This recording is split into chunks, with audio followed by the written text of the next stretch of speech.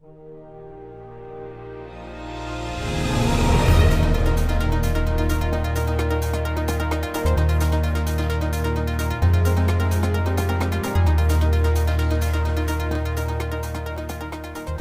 I suspect this will be a comedy show in part tonight. So on behalf of the School of International and Public Affairs, I want to welcome you. My name is John Stack. I'm Executive Director and Associate Dean of the College of Arts and Sciences. This is the third in a series of LAC conversations, and I have to say it's now my favorite format. It's interactive. There's greater audience participation as a consequence. And this is one of the many augmentations of LAC that our director, Frank Mora, has done, has implemented. And now how long's it been, Frank? Since what, John? Since you become director? 14 months. 14 months, thank you. It was the best appointment I've made as SIPA director, I have to tell you. LAC's had a storied history at FIU, founded by our president, Mark Rosenberg. It's just work to bring in the history, the social science, the culture, the art of Latin America in all of its glory. Frank Mora brings a dimension of policy making and decision making to his role as LAC director, as Mark Rosenberg had as director as well. And this series, White House Insiders, illustrates the kind of cutting-edge work that LAC is doing to provide insight into contemporary Latin American politics, and that too is emblematic of LAC's 35-year legacy of excellence. Let me introduce our guests. Dan Restrepo is the former principal advisor to President Barack Obama on issues related to the Americas. He served as Special Assistant to the President and Senior Director for Western Hemisphere Affairs at the National Security Council until 2012, and as an advisor to and surrogate for Obama for America during the 2008 and 2012 campaigns. He is currently a Senior Fellow at the Center for American Progress. Frank Mora, our esteemed director, served as Deputy Assistant Secretary of Defense for Western Hemisphere Affairs from 2009 to 2012. From 2004 to 2009, he served as Professor of National Security Strategy and Latin American Studies at the National War College and has been a consultant to the U.S. Air Force, Army, the CIA, the Institute for National Security Studies, INSS, the State Department, the OAS, the U.S. Joint Staff, the U.S. Southern Command, and I will just fall over dead if I continue consultation, so I won't. I have to tell you that this is the second time I was fortunate to hire Frank Mora. One day early, I think in 1991, I received a phone call from a beloved colleague of mine at the University of Miami, Enrique Beloira, who was just one of the greats in the field. And he said, "John, I've got a student for you." And I said, "Okay, what do you want me to do?" He said, "I want him to teach." And so Frank came over, we put him through his paces, we interviewed him, and he did a very successful class. So that when it came time to select a new LAC director, I was just thrilled that Frank had applied and blew the competition to bits. So, Frank, wonderful to have you here at FIU and at SIPA. And it's a pleasure for me to introduce my colleague, Brian Fonseca. He's the operations director at FIU's Applied Research Center. He's a member of LACS-affiliated faculty. Brian is working on his PhD, and I cannot tell you the contributions that Brian makes to FIU on a daily basis. So without further ado, take it away, Brian Fonseca. All right. Thank you, Dr. Stack. Welcome. Thank you all. This is an honor for me to sit and have a frank and open conversation. I was told that neither one of you are any longer in government, and so you were able to speak pretty fairly and open, so I'm going to ask some pretty tough questions. So I want to explain the format real quick, and I think we've already talked about this, but we're going to spend about 45 minutes in which I'm going to try to poke you guys a bit and get you to talk about some of the experiences that you had in the White House and respectively in the Pentagon. And then I'm going to solicit questions from the audience. We'll go over the rules of the game as far as questions and hopefully turn this into a fruitful and, I think, colorful discussion. So, so with that, I'm going to start off with, so again, we're going to talk policy making, we're going to talk policy, right? Those are two areas I kind of want to focus on. So I think what I want to try to paint, or at least certainly solicit, is an understanding of what it's like to make policy, White House or not. I think you're nodding your head, Dan, but make policy in the White House and the Pentagon. So I'm going to ask you, gentlemen, to take us into the room, right? When you have to make some very difficult decisions, when authorities are being challenged, when you have real-life crisis on the hands, what do you do?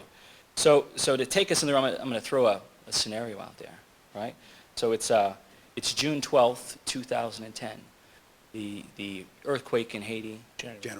January, sorry. What did I say? I'll never forget that. January, June. It was a J. I was in there. Okay, so Right, January 12, 2010. The earthquake in Haiti hits. It's a disaster.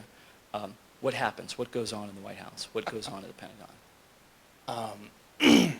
Ironically, I was nowhere near the White House when that happened. I was in Mexico City, Mexico, and got a call from the White House Situation Room that was getting the early, quite frankly, media reports that a very large earthquake had hit Port-au-Prince, that the initial reports were quite grim, but they were very initial reports.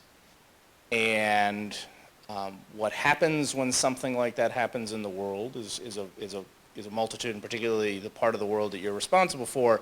It's a combination of things. One thing is you have at your disposal in my old job the White House Situation Room, which is essentially a 24-hour, 7 days a week watch center that monitors everything that's going on in the world at all the hours of the day and night. And when something happens, either that is publicly known or not publicly known, that they get either through kind of open channels or through classified channels, they can reach out to the person who has line responsibility for that part of the world. So that's why I got a call literally as the news was breaking from Whizzer, from the White House Situation Room, informing me of this, essentially asking me what I wanted to do. And I was at a pretty significant handicap because I was sitting in a hotel room in a Marriott in Mexico City. What quickly ramped up was, and I still had a series of meetings. I was getting ready for a presidential visit to Canada, I guess, for a North American Leaders Summit, meeting that never happened. And so I had a series of meetings with kind of very high-level Mexican and Canadian counterparts in Mexico City that I had to continue doing while also monitoring what was unfolding at the White House.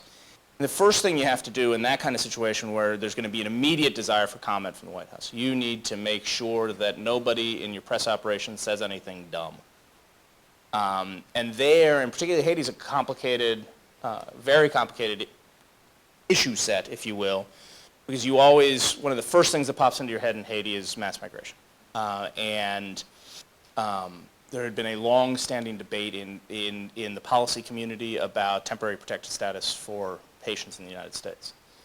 And and natural disasters are one of the things that trigger TPS, but TPS itself, temporary protected status, is the sort of thing that can also inadvertently trigger, if not handled properly, can inadvertently trigger and create an incentive process for people to make a very dangerous journey to the United States.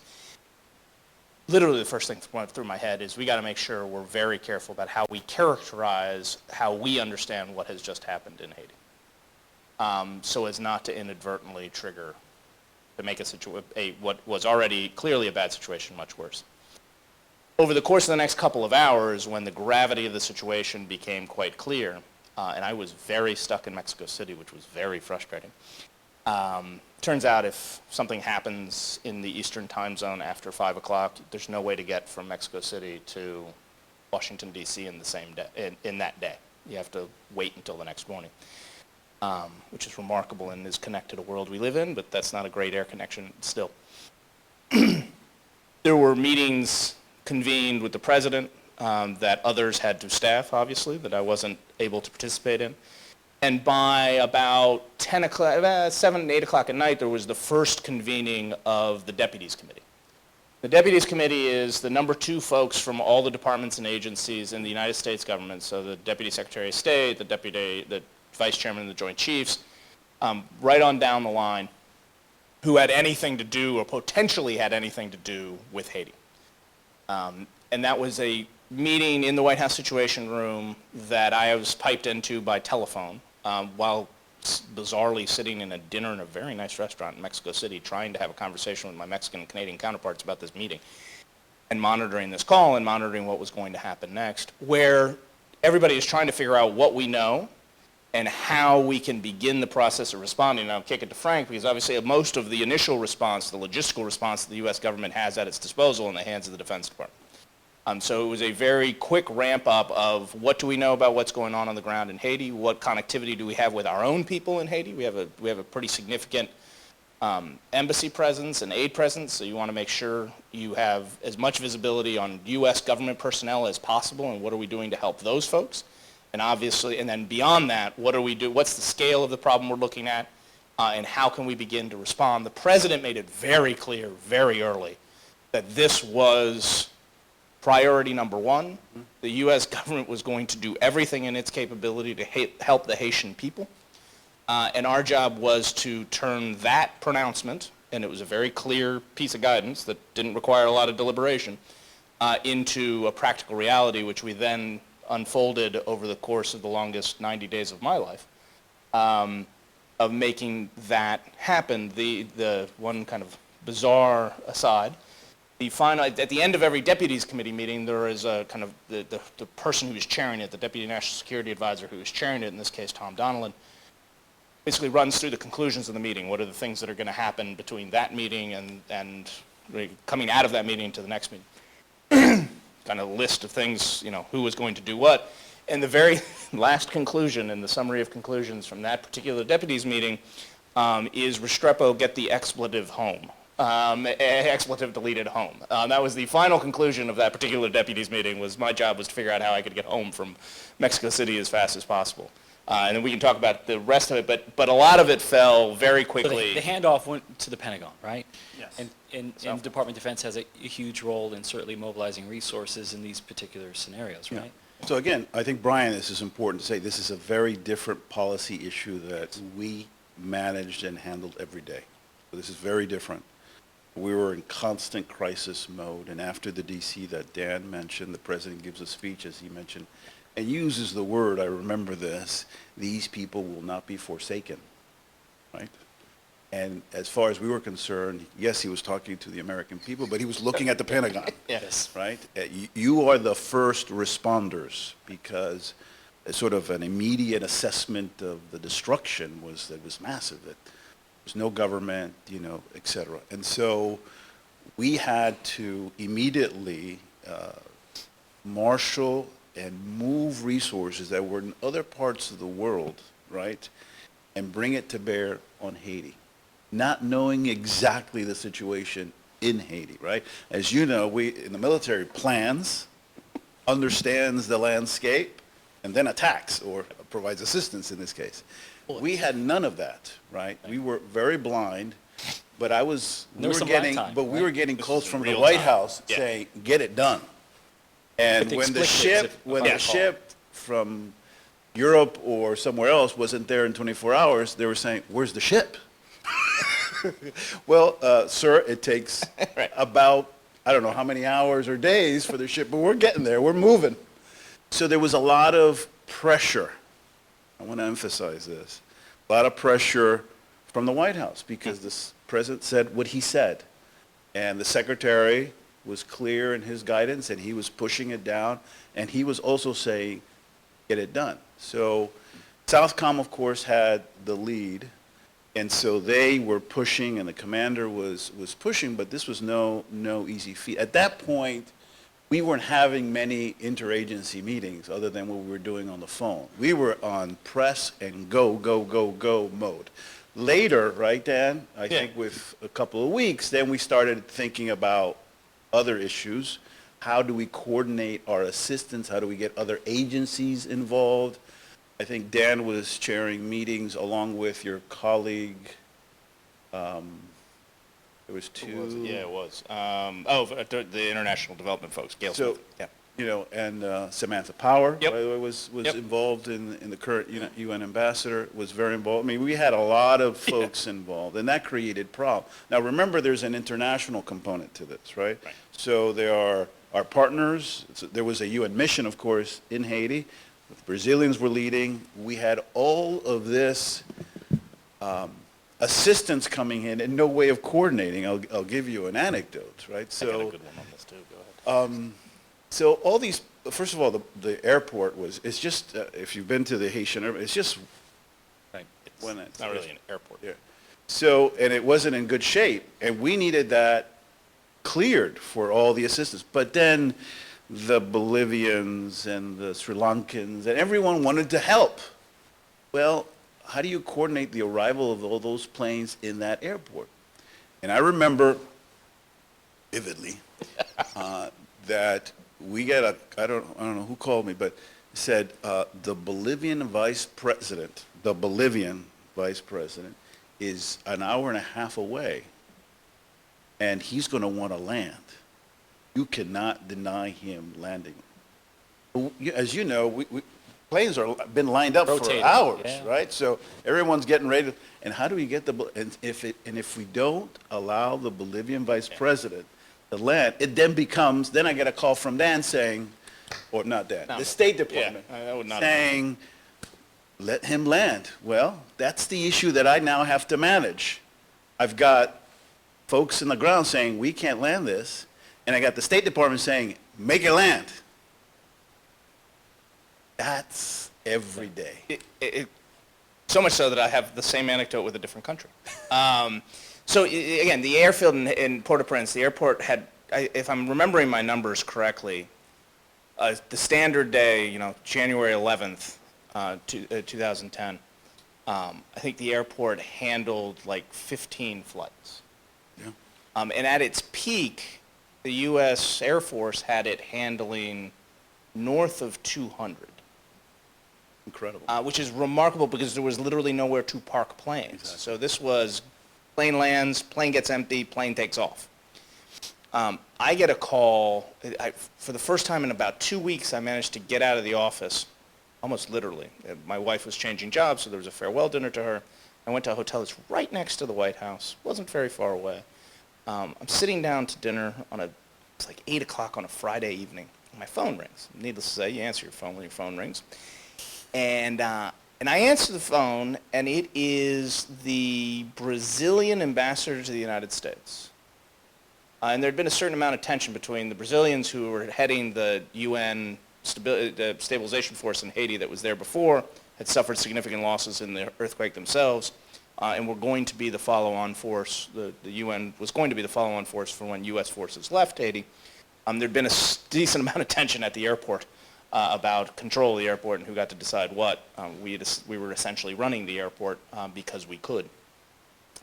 And the Brazilians had 2 planes incoming, and it had gotten real hot on the ground between the U.S. men and women, servicemen and women, and the Brazilian servicemen who were there. And again, we were on the verge of a full-blown diplomatic incident, and I'm getting a call from an ambassador to land 2 planes in an airport in Port-au-Prince. I'm like literally standing outside a restaurant in D.C. going, how'd this happen? But the nature of the job, and again, Haiti's a very different case because it was a crisis response scenario.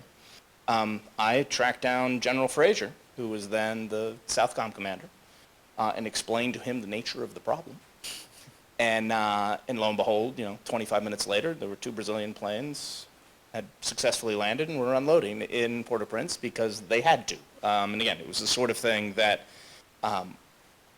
was in its most intense form over the course of particularly those first opening weeks, where there was an enormous amount of desire to help and almost no infrastructure to help into, and we were providing what little infrastructure existed at the time. And I opted to start with Haiti because the stakes were tremendously high. And if I think about, your time in, in your respective positions, that was one of the most tense scenarios Yes. that I can recall Yeah. during that period. And so the stakes are very high, and that puts a lot of pressure, I suspect, on interagency, for example, the coordination of a variety of different offices. And how engaged was the president throughout this particular process? Very, particularly in the opening stages. Both in providing that very clear, again, there was no deliberative policy process about whether we were going to help Haiti. That was an executive decision taken by the President of the United States and communicated down the line very quickly. It was clear. He then remained quite engaged. He remained quite engaged in a number of ways, most of which, there was a lot of diplomacy to be done in the context of, again, these were like microcosms that we just described, right? The Bolivians, the Brazilians, but there was a whole host of moving parts in the international sphere. Again, this was the U.S., this was a moment when the U.S. military was able to show to the world, a skeptical world, that U.S. military, the military ability and capabilities of the United States could be used for an unadulterated good. But at the same time, that brought a bunch of resistance or skepticism. You had the theater of the absurd, right? The people alleging that we had caused the earthquake, right? Which is, the earthquake weapon. But even within kind of more rational, the reality-based caucus, or at least folks who have a passing familiarity with reality, there was still a bunch of tension.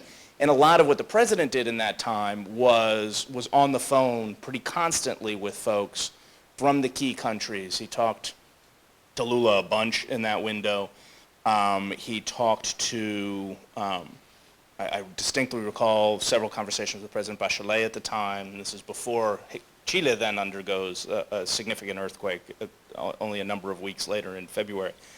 So it was he was that, and he was also regularly reminding us that we weren't doing things quickly enough. Right. And that we needed to... And they were getting calls to the Pentagon. Yeah, exactly. We needed to do better, faster, more, better, and faster to make good on the promise that, help was on the way. And so what were some of the lessons learned that you took from that in terms of, having agencies coordinate? If I recall, at that particular point, Southcom had gone through somewhat of a transition in which it was restructuring.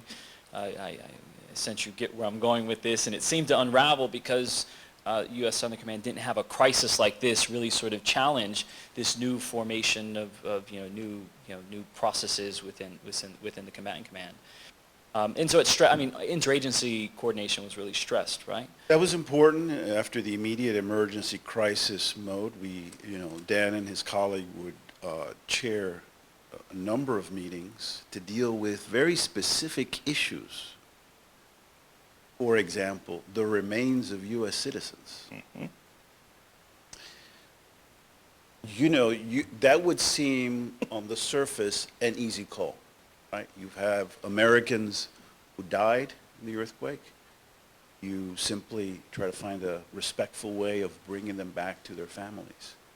This became a challenge. Why? Because one thing I learned is that pots of money matter. So the question was, who's going to pay? Out of what account? Right? And I found, being in the Pentagon, everyone kind of looked over to us, right? Because the perception was that we had lots of money. We had the resources. Yeah, we had the perception that we had resources.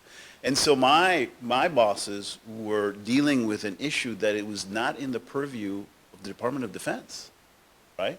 It was in Health and Human Services, et cetera. And so I think it was important for Dan and his colleagues to chair this meeting to figure this out because we weren't going to figure it sort of, on our own. So that's why I think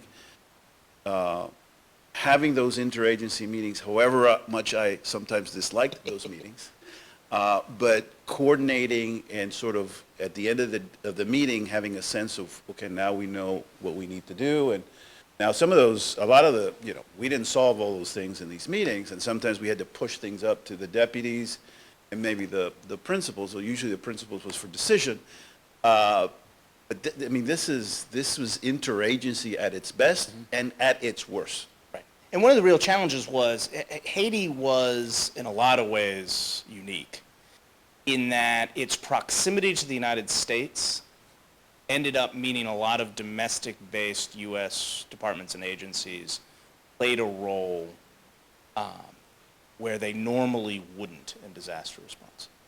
And as a result, you had a lot of people working together who didn't know one another, kind of institutionally didn't know one another, right? Health and Human Services and the Department of Defense don't spend a lot of time in the same room.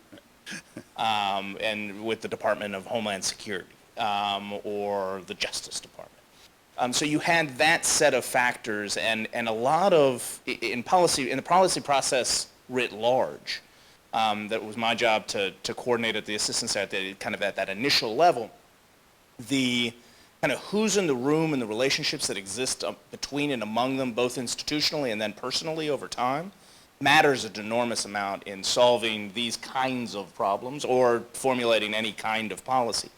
Second thing that happened in Haiti, in Haiti was the first, and to date, the only large-scale natural disaster that has international disaster that has occurred in the Eastern time zone. And that mattered because there was a media component to this that I think when we went back and did lessons learned, and there was a pretty extensive lessons learned process for the whole interagency about what went right, what went wrong with Haiti, and how we handled it. The CNN effect, and it was largely Anderson Cooper. The Anderson Cooper effect, as it became known in the after-action process, wherever he showed up with a camera in Port-au-Prince became a real-time problem for those of us in Washington because our bosses could see it on TV. And they could see it on TV because they were awake at the same time it was happening, and it wasn't, on the other side of the world, and it was close enough that shouldn't we be able to solve this quickly, but still far enough away, and from an authority standpoint, not the United States, that really complicated, and we had to invent the wheel as we were dealing with the crisis. So you found yourself reacting as often to the media as Yes. you were the commanders Absolutely. on the ground that were driving. Among many things. Among many, things. yes. Many things. And I wanted to get into that idea of authorities, but Let me piggyback on something that Dan says before he tells his apocryphal story about. I would never do such a thing, Frank. He mentioned a little while ago about the importance of personal relationships and personality. Something that I did not have an appreciation for when I got into government. Dan and I didn't know each other before we entered government, and I think, not because we became friends, but I think because we were effective was because we established a relationship. You cannot imagine how important it is for someone representing an important agency, I'm not going to mention the agency, right? And that person just doesn't get along or has a personality that is not contributing. The process is hurt by that, right? Oh, yeah. Right? And the interests of that agencies are sometimes affected by it. So as a result of sort of these meetings, these interagency meetings that we would have at the White House, it was clear to me, and whether it was at our level or at the PC, the principal's level, that personal dynamic was half the battle as far as I'm concerned. I mean, I can't quantify that, but I mean, it was very important. And when someone was sort of out of place, let's say, the system didn't work well. So it's very important in that interagency decision-making process that people have a relationship, a professional one, that they work together and have a same sort of sense of where we're going. If not, it can, I mean, and in Dan's position, right, if Dan would be the dysfunctional person in the room, then the system, Right. forget about it. We're done. down. Yeah. We're done. So my shorthand, I won't tell the apocryphal story, I'll get to it eventually, but I think the point here, frankly, cannot be overemphasized. The small p politics, right? The interpersonal relationships that exist in these rooms, if it's not outcome determinative, it is awfully outcome informative in terms of how it affects it. And so my job, I had two kind of basic jobs, right? And I'll be quick on this. One was to advise the President of the United States on all issues related to the Western Hemisphere, right? Any interaction he was going to have with any counterpart in the hemisphere, it was my job to make sure he was ready for it. And we can get into that in more depth later. The other was managing the interagency policy process.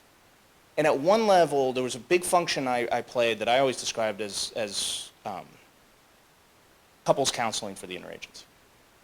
Right? The number of times I would get telephone calls from a counterpart at Department X. Never for me. Never. And this person from Department X would call, and they'd get me, and Department Y is doing A, B, C, and D, and they're da-da-da-da, and they're going to totally mess up, and da-da-da. I'd be like, whoa, let's take a breath real quick. Have you spoken to your counterpart at Department Y? Well, no. Like, then why the hell are you calling me? Like, let me do me a favor. Hang up the phone, call your counterpart, talk to them. If you still have a problem at that point, call me. The two of you can call me, or we can all get together and have a conversation and see if we can solve it. But part of this was, within the policy process, people want to get the White House on their side, right? As early as they can. And part of my job was to stay out of it as long as I could. And that push-pull, again, goes down to both institutional interests, but also interpersonal dynamics. And the interesting thing was, I'd say about 75% of the time, I never heard about that issue again.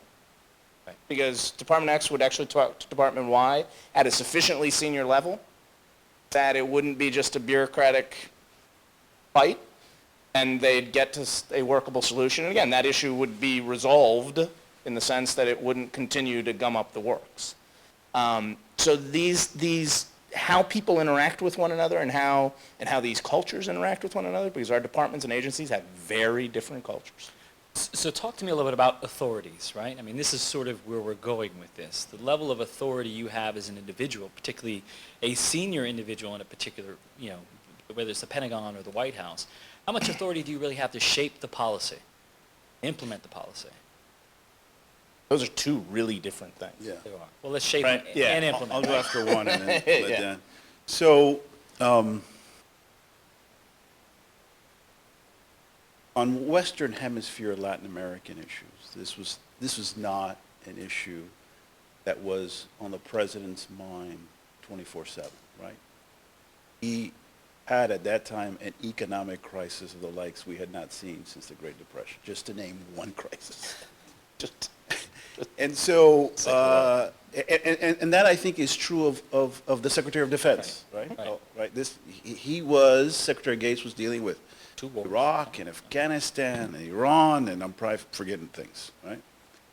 So this was not going to be, and he didn't know a lot about Latin America. So in a sense, what happens in those kinds of situations, which was not true in the 1980s, right, in Central America, was that the policy issue is pushed down to my level, to Dan's level, right? That is to say that gives us an opportunity really to think about, to shape, and push up policy recommendations whenever opportunity. I have often said that is a good thing, and that's a bad thing. Why is it a good thing? Because it gives us a lot of flexibility, right? To shape and to make recommendations that generally, in my case, and we'll talk about in my case, the secretary actually listened to me, believe it or not. So that was a good thing. Now, a bad thing in the sense is we don't have that kind of top level participation, involvement, engagement that can push the issue forward, right? Who cares about Frank Mora? I mean, this happened when Chavez. I do, Frank. When Chavez was screaming and doing all, here's the president of Venezuela, right, getting in front of some issue, and the president of the United States was not going to engage Right. President Chavez on the silliness, right? So who's going to speak on behalf of the United States on this issue? Someone much lower than the president of the United States. And that does not carry, right, as much. So that's why I say it's a good thing and a bad thing. Yeah. Yeah, and the distinction I was going to draw was between kind of the policy shaping. I agree, and I won't say this very often. I agree with everything Frank just said. There was a significant amount of space in which to operate. I mean, we had a basic frame. I had a big advantage in my job, which was that I had known the President of the United States and worked on these issues for the President of the United States for a not insignificant period of time before we arrived at the White House.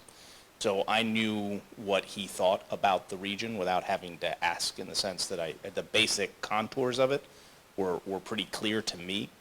And both my relationship with him and my relationship with some of his other senior national security types gave me a fair amount of kind of implicit authority, if you will, in my interactions with others in departments and agencies in the U.S. government, because it was perceived that I had top cover in terms of, and this goes to the kind of policy shaping aspect of this. And we were engaged in a pretty interesting reorientation of U.S. policy towards the region, to a partnership mentality, which met with resistance in the region, met with some resistance in the bureaucracy, but having that implicit authority was very helpful in the policy shaping process. What you have very little influence over, from where I sit, is the policy implementation process. Right? You oversee that. You can and do have constant interaction with your counterpart, but your counterparts at the departments and agencies. But at the end of the day, they're not really implementing policy either. They're in a policy guidance role. The people who, it's the men and women who work in the United States government kind of on the ground. And translating that is a tricky thing that takes some time. Presidential interaction and presidential pronouncement is very useful, and secretarial pronouncements and secretarial engagement, when you get it, is very useful because it sends that message much more effectively than Dan Restrepo can send that message, right?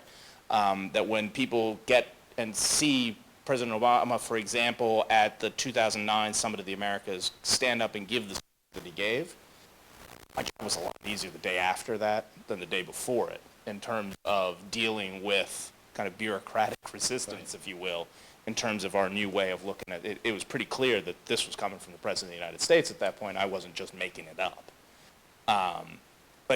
And that's what you need for it to settle down into the folks who are on the ground day to day doing the United States' business in the hemisphere. So let me ask maybe a tough question. Right, so you brought up this very diverse set of foreign policy challenges for the United States of America. How do you get something in a region that we know, right, tends to fall lower on the priority list when you talk about places like Iraq, Afghanistan, Iran, etc. How do you get that in front of the president? How do you get that in front of the decision makers in order to articulate and frame a policy that would have an impact on the region? You do and you don't. Like, again, at some level, it's not entirely necessary once you have the framework. And we came to this with a framework fairly well articulated, right? If you look at what candidate Obama said in this fair city in May of 2008, you can draw a pretty straight line from most of what he said, which is very reflective of his thinking. I participated in the process that led to that speech, and it's very reflective of how Barack Obama looks at the Americas and understands the Americas and the U.S. relationship vis-a-vis the rest of the Americas. Once you have that basic frame, that gives you a lot of what you need to go about the kind of day-to-day business of shaping and implementing policy and the policy process. That said, presidential activity, be it trips, be it bilateral meetings, are great, what we refer to use a tired phrase, action-forcing events. Right? They force, and they're action-forcing because the entire government knows that the president's going to the summit, or the president's going to go to Brazil, or the president's going to Mexico for the third time, and those enforce kind of the issues that may be kind of knocking around in the government that you're maybe not working on as effectively as you could. Well, all of a sudden when you have the president's going to sit down with the president of Mexico or Brazil, and we need an answer, that helps kind of goose the system, if you will, to get people to solve problems that, are easier not to solve. So those moments of presidential participation and direct engagement can be incredibly useful, both bureaucratically and obviously in terms of forming the narrative. Although there's a real frustration in terms of forming the narrative part. The President of the United States goes to Latin America. The U.S. media just doesn't notice. Right? I went on 5 trips with him. People talk about how the president, doesn't pay sufficient attention to the Americas. And trips are not a great metric. I criticized trips as a metric back before I served in government, so I have to be somewhat consistent about this. But at the same time, no president of the United States traveled to Latin America more times in their first term in office than did Barack Obama. But you wouldn't know that if you watched. You base it on CNN, right? Right. Mainstream media, not just, it's mainstream media. One last kind of anecdotal example of this black hole that is U.S. media coverage. So twice, I believe, at least once, but I think twice, we took the Secretaries of State, Defense, Homeland Security, the Attorney General, the Chairman of the Joint Chiefs of Staff, the Director of National Intelligence, the President's Homeland and Counterterrorism Advisor, somebody from Treasury of Import. Chairman. I said the Chairman of the Joint Chiefs. We took all of those people to a foreign country together, right, to meet with their counterparts. Right? Those people have coffee together in Washington, and it's front page news. We took them to Mexico twice, and it's as if we took them to witness protection. They vanished. They vanished from the U.S. media consciousness like that. And the same thing happens. The Vice President has gone to Mexico a couple of times. You'd be hard pressed to find documentary evidence that he went if you were basing it on U.S. media coverage.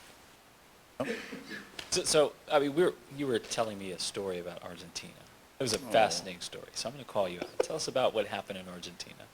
Well, this is an example of, again, it's not part of the regular policy-making process. Jumps A up lot on of their job is it just comes at you, Reactive. right? One Absolutely. example is we were negotiating a defense cooperation agreement with Colombia, and somehow the news was released. We weren't ready. The narrative got in front of us, and we were playing catch-up. So that's just one thing. So we were playing catch up, and we still haven't caught up. And it was 6 years ago. And in the case of that mentioned, this was a particularly Pentagon issue, because when I called Dan, he said to me, "This is your problem."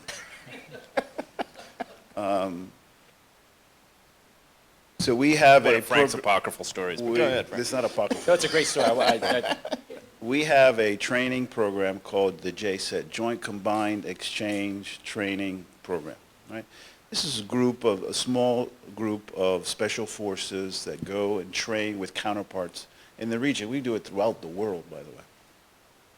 And these things are, as you can imagine, there's an agreement, people sign, everyone knows what they're going to do, et cetera. So no surprise. So the C-130 is flying to Buenos Aires, and as it's arriving, I think I get a call from the DAT, the defense attaché, and says, Frank, I think we have a situation, because the foreign minister and the minister of security and the press and we're all there, and this is not big news. This is just 10 guys doing training, but this didn't smell right, and sure enough, What happened was the plane arrived, it taxied, it opened, and the Argentine government insisted on going into the plane. It confiscated equipment, communications equipment, right? Indeed. And other equipment, and we were concerned that they were going to detain our soldiers. I get goosebumps thinking about this right now. So, as I said, I called Dan. I said, Dan, we have a situation. And he said, well, let me know, but it's on you. About 15, 20 minutes later, we get a call from the secretary's office. He wants to know what's going on. So we go. We have a couple, as much information as that I can provide. Secretary, who's a man of few words, would have nodded his head and said, okay. Guess what he said? This is your problem. Great minds think alike. And my concern, is now, okay, so I got the White House telling me it's my problem. Got the Secretary of Defense saying it's my problem. And my thinking is, what if they detain?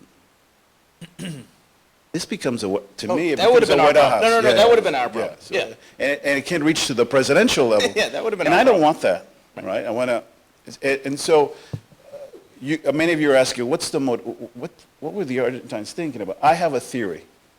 Share it. I know it. I'm going to share it with you. This happened, Dan, correct me if I'm wrong. No, you're not wrong. 2 or 3 weeks after the president announced his trip to the region, which Dan mentioned. Indeed. And then in which he was going to fly from Brazil over Argentina to Chile. We didn't exactly announce it that way, but that was the practical reality of what we were But that's going what to do. happened. Yes. And I suspect, well, I don't have solid evidence, that the foreign minister was upset, who had just been previously the ambassador of Argentina to the United States, was upset. And he did this thing to us, right? Well, these were very tense. It was very tense 24 hours because the soldiers went and stayed at the DAT's home, defense attaché's home. Fortunately, they got on a plane, left, so crisis behind you. somewhat, that's behind me, but they still have our stuff. Right. Yes. Including Pretty the- sensitive. Including the And plane. some of it was sensitive stuff, right? And so we had to work, and then this became a public relations issue, right? The foreign minister goes on TV after I had gone on TV. Now, so remember, this is the deputy assistant secretary. On the other side, there is a foreign minister and the president's chief of staff, Aníbal Fernández, Yeah, it was, yeah. goes on national and international TV and calls me a liar. Right? And my bosses tell me and tell the story of, Frank, when you get into this fight, this is like you don't get into the mud and fight with pigs, right? You just let it go. And for me, that was very hard. Because, this guy's calling me a liar, calling me all kinds of things, and I've been instructed to shut up. For a Cuban, that's hard to do. Anyways, I know it.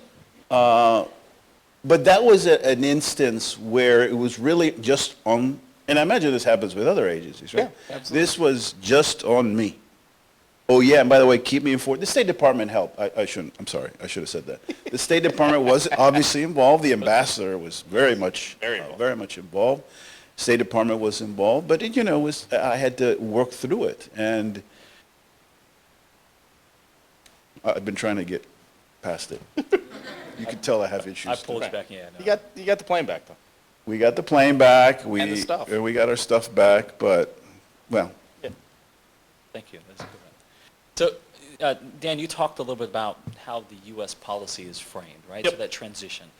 Can you talk us a little bit through, I know that we're backing out a little bit and kind of going at the big level, but this idea of paternalism to partnership, I think as some have called it. Yep. This idea of partnership, and then I want to segue into a discussion quickly on Venezuela.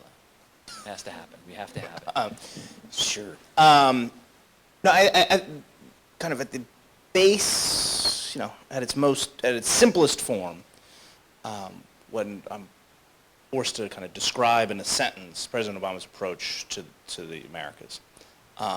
The premise is to be a good partner. Right? And that requires a couple of things. One is for the United States itself to change its mentality from an ownership mentality to a partnership mentality. And I think, again, if you go back and look at the ways the president has talked about, both as a candidate and then as president of the United States, over the course now of 6 years, it's very clear that that's his view of the proper role of the United States vis-a-vis the rest of the countries of the Americas. To be a good partner, though, requires partners. And that's been harder than I think we all appreciated at the beginning. It certainly was harder than I appreciated at the beginning. Although, again, going back to the campaign, I had an opportunity to sit down with ambassadors from all of the Latin American countries in Washington. And they met with kind of both sides during the campaign. And I was like, look, I'm pretty confident my guy's going to be the next president of the United States. You've heard the speech. I got one really important message for y'all. He means it. So please, please, please figure out what it is that you all want to do and say on the other side of him becoming president of the United States. And it's got to be more than complaining about the last 200 years. And mind you, we are cognizant of history, and the president's been very clear on this. We're cognizant of history, but we can't be prisoners of that history. So this search for partners has become quite challenging, and it's challenging at two levels. You need both capable and willing partners. Right? There's a capability question, and it kind of depends on what you're partnering about as to the respective capabilities of countries in the region to partner with the United States on challenge or opportunity X. But even if once you do that sort, right, if you sort out the capable, among the capable, you then have you then have to find the willing. And not all the capable are willing to be partners, or some on none of the issues, some on some of the issues. And winding our way through that, I think, has been the most challenging part of this. And it's been challenging for the United States, and I also think it's been challenging for the region to kind of reorient its own thinking. I think there was a healthy dose of skepticism that it was real, or that it would last, right? Like, this too shall pass.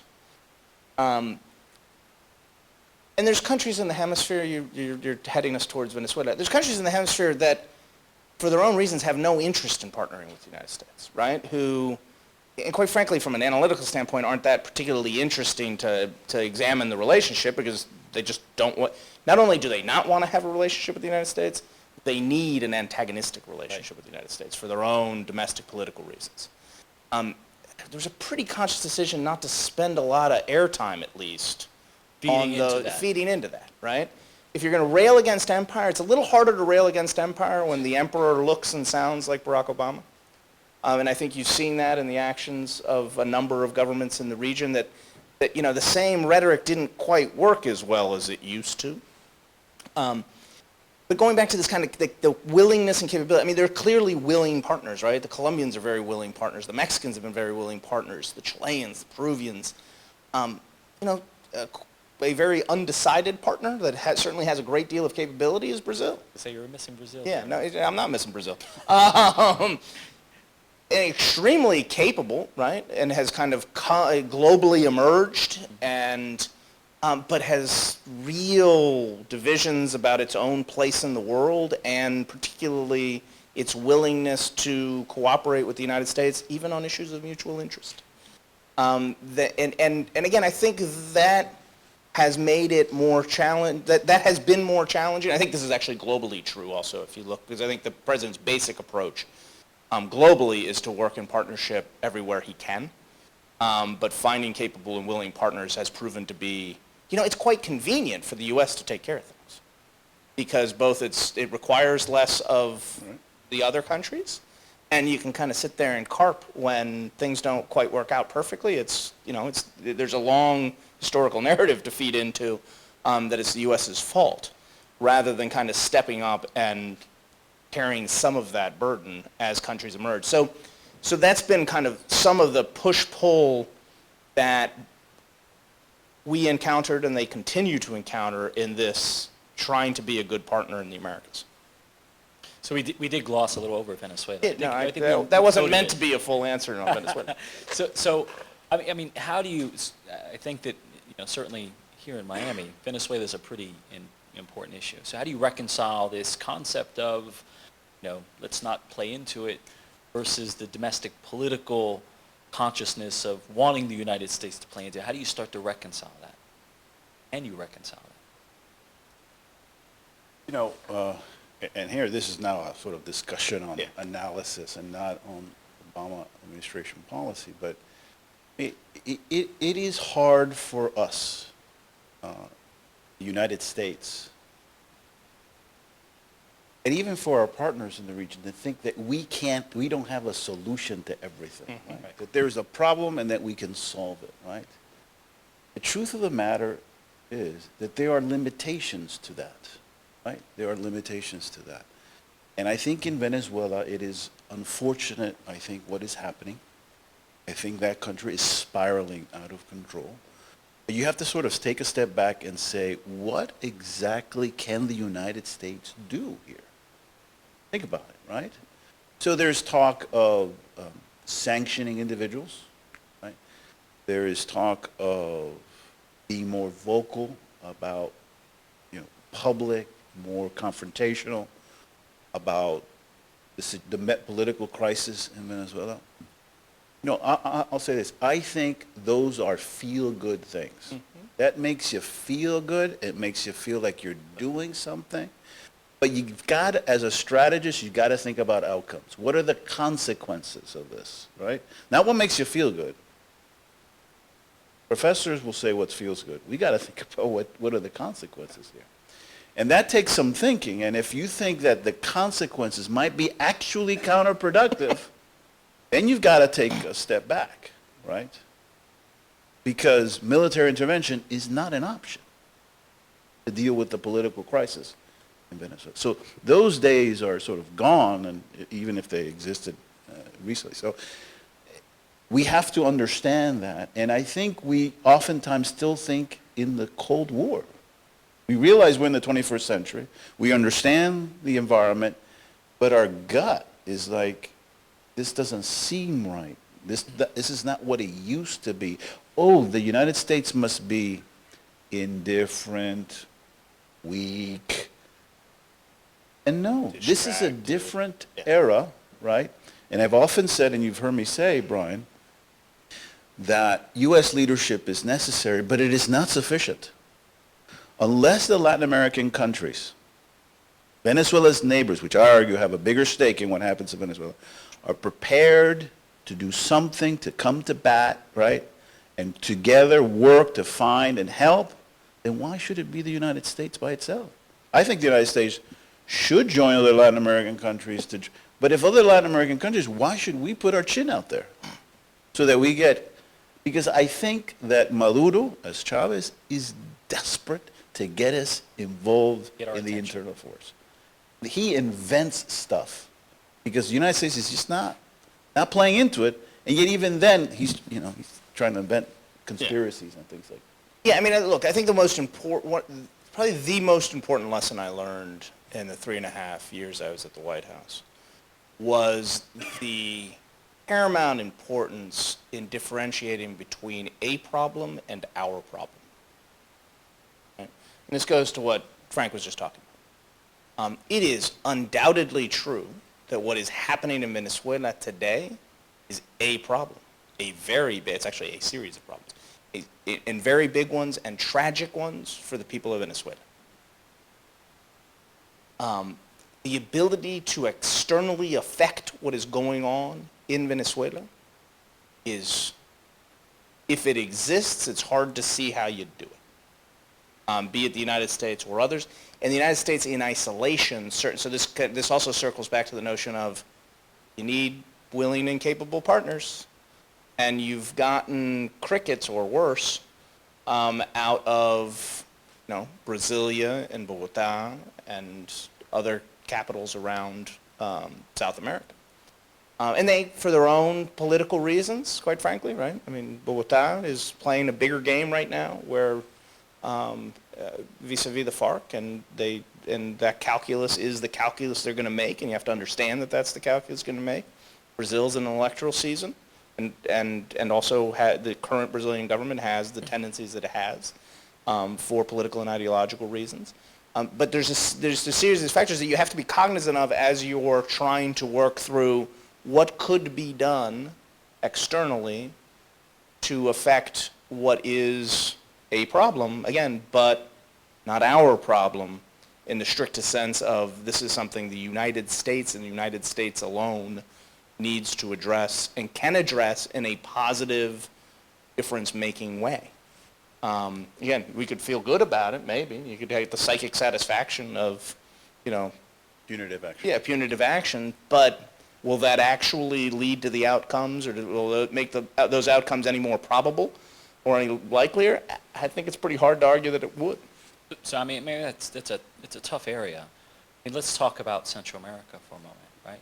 Central America being a problem. When I talk about Yep. Central America, I'm referring to the security environment, Yes. certainly some of the things that are propagating in our national consciousness, right?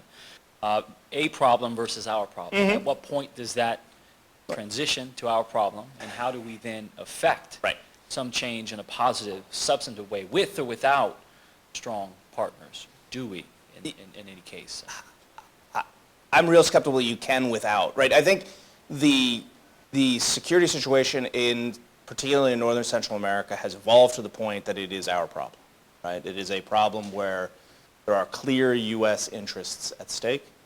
Most obvious and recent manifestation are unaccompanied minors arriving in record numbers to the southwest border of the United States, particularly the Rio Grande sector in Texas.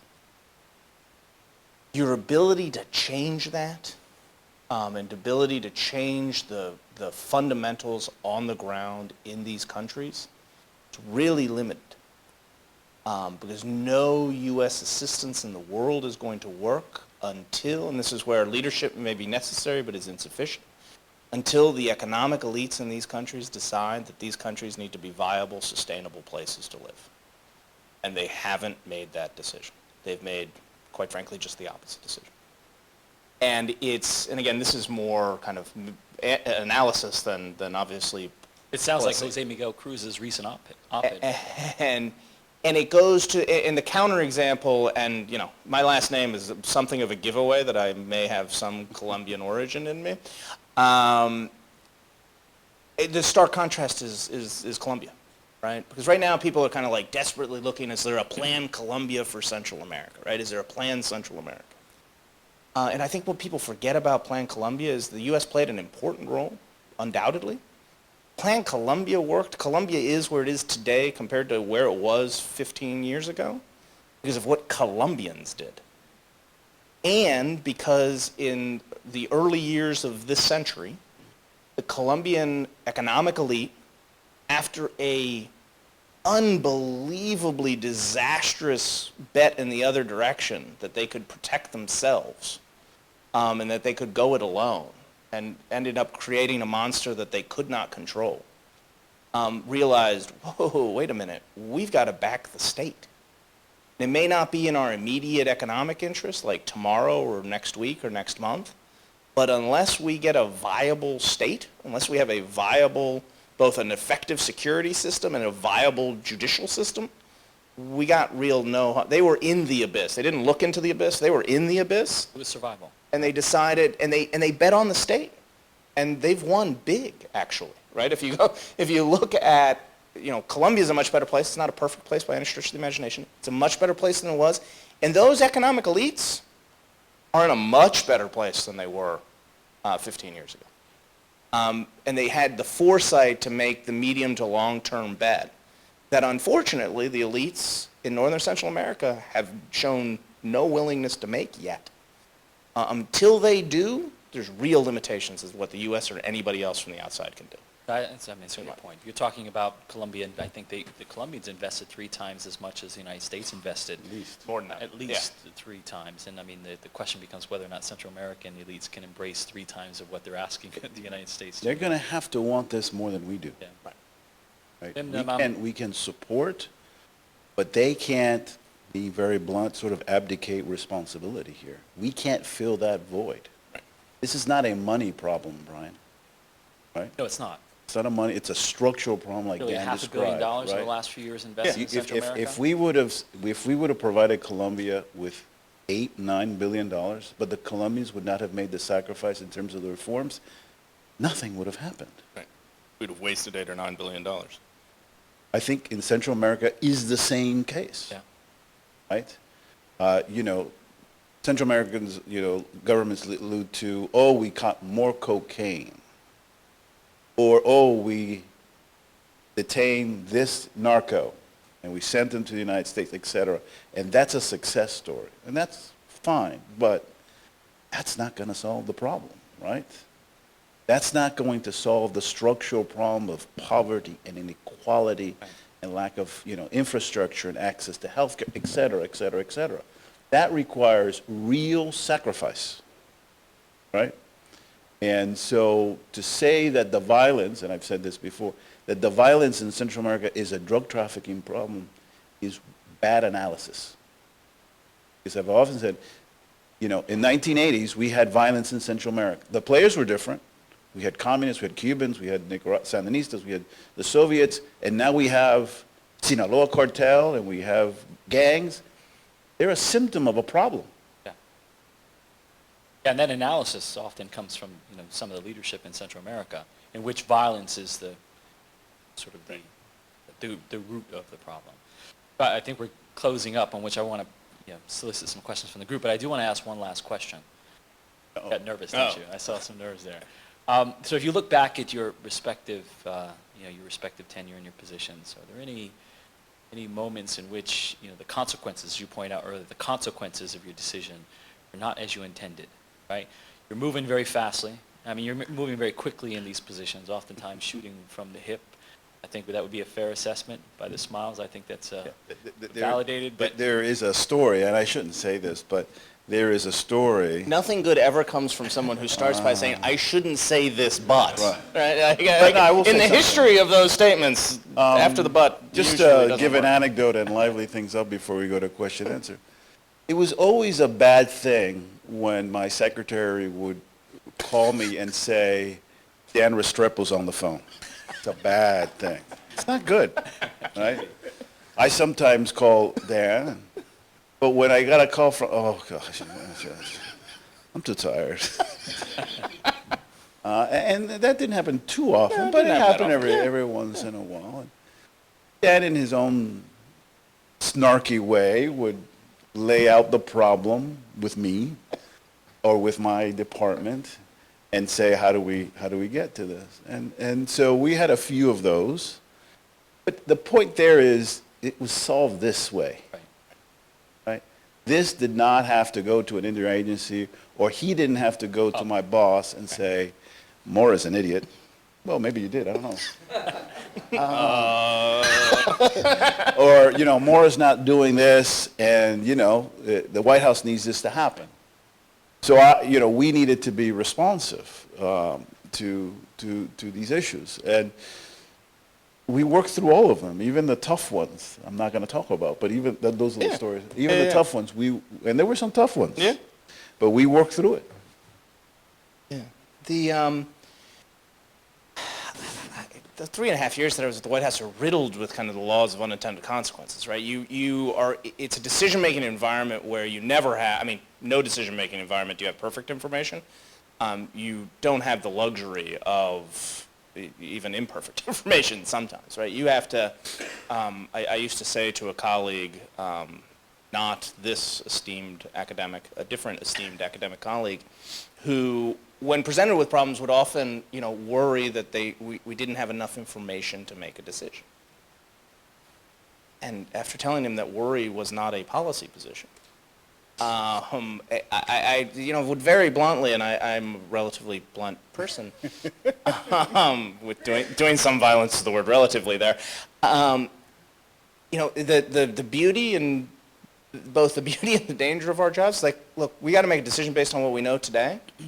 And if we get it wrong, guess what? In a week, we get to make the same decision again, right? Like the issue will be back, right? We'll get another whack at this issue. It'll be a slightly different version because we'll have screwed it up in a certain way in the intervening time. But It's a job that was constantly full of, you make a decision with incomplete information, and then you ride out where that's going to go. Again, you're always trying to put it in the frame, and it's dealing with constant incoming, right? It's the tyranny of the inbox. It's whatever's coming at you. You also have to do triage among the urgent, right? I worked a ridiculous schedule, and I did not have enough time to do all of the urgent things I needed to do, right? So I had to pick among the urgent.